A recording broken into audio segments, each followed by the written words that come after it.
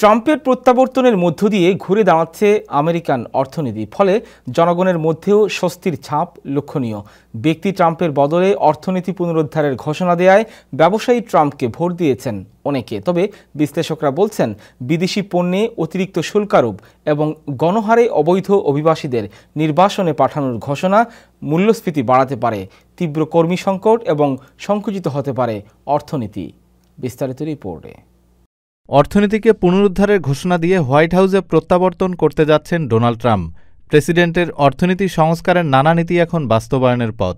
ক্ষমতা গ্রহণের আগেই ট্রাম্প ম্যানিয়ায় বাড়ছে ডলারের মূল্য, আকাশচুম্বী ক্রিপ্টোকারেন্সি। পুঁজিবাজারেও লক্ষ্য করা গেছে ঊর্ধ্বগতি।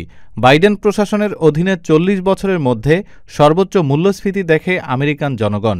২০২২ সালের জুনে মূল্যস্ফীতি পৌঁছায় ৯.১%। সেখান থেকে নামিয়ে আনা হয়েছে ৩%-এর নিচে।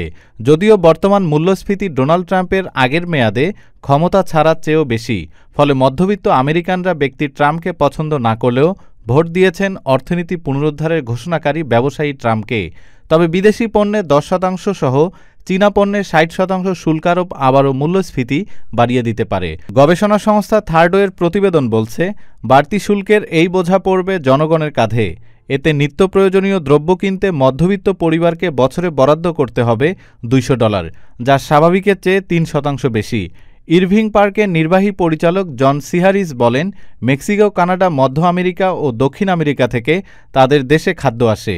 যুক্তরাষ্ট্র যদি সব ধরনের পণ্যে শুল্ক আরোপ করতে শুরু করে, এগুলোর জন্য কার পকেট থেকে অর্থ ব্যয় হবে?